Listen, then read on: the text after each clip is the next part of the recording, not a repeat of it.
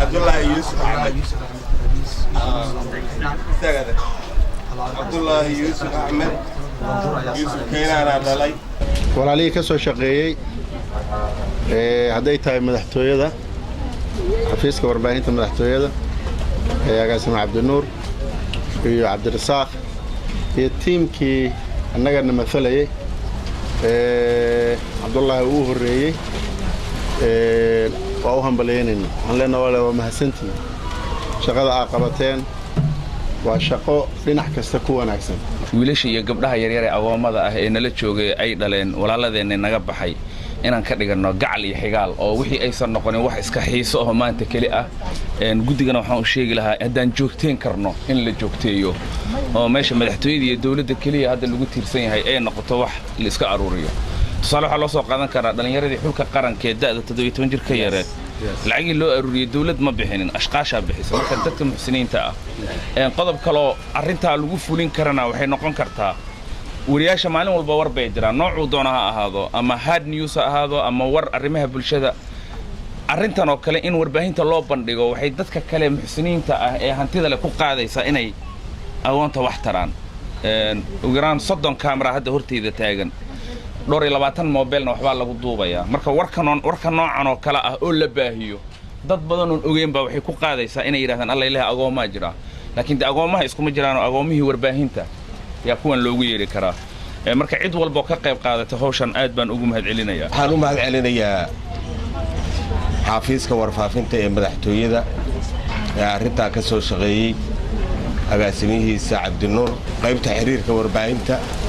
oo Cabdirasaaq jaamac cilmi balaag oo madax ka yahay oo asaguna hawshaas qayb ka ahay waxaan u mahadcelinayaa guddigii saxaafadda madaxa bannaan ee ayaguna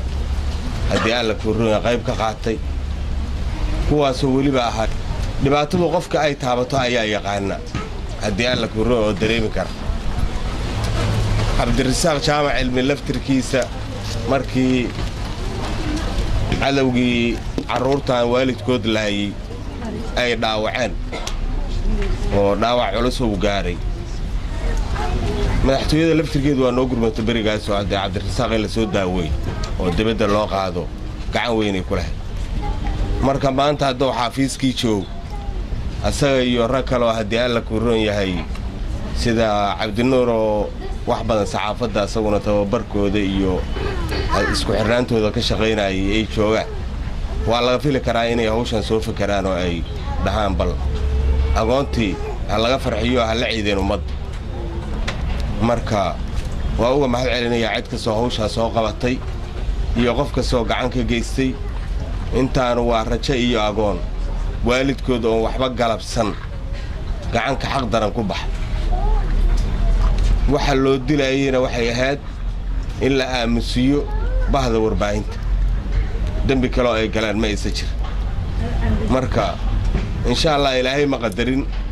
maanta agoontii iyo intii kale oo saxaafadda ah oo wali aamusin waa isla joognaa haddii alla ku roon yahay ilaahayna waa uga mahadcelinaynaa taas cid kastoo gacan ka geysatay hawshan waxaan leeyahay Allah inta ka abaalmariyo marka waxaan rabaa inaan iraahdo carruurteena ay ka geeriyoodeen gabdhaheena iyo wiilasheena suxufiyiinta iyo walaalaheena adeer waxaan nahay dhinaciina waxaan nahay garabkiina waxaan nahay dareen joogto ah oo markaste in garab taagan intii ilaahay u haleeshiyay waxaan rabaa inaan u mahadceliyo maamulka warfaafinta ugu xafiiska madaxweynaha ugu horeeyo Cabdinuur Maxamed Axmed oo hawshan isaga ra'yigeedii ay dhiyay maskaxdeeda lahaa waxa kale u mahadcelinayaa suxufiyiintii nagala shaqeynayay in aan soo helno tiro koobka iyo dhalinyaradii saaxiibadeennii ay ka geeriyoodeen ma ahan wax weyn ma ahan wax maanta hanti far badan oo la isiinaayo ugu yaraan waa inaan aragno nala farxaan baranno anna naftirkeena dareen ka qaadano oo ay noo muujiso dhalinyarada carruurta yar ay u muujiso in saaxiibado in aabahood ama hooyadood uu ka tagay saaxiibo qaali ah oo qiimo leh ka warqabay inuu ka tagay inay dareemaan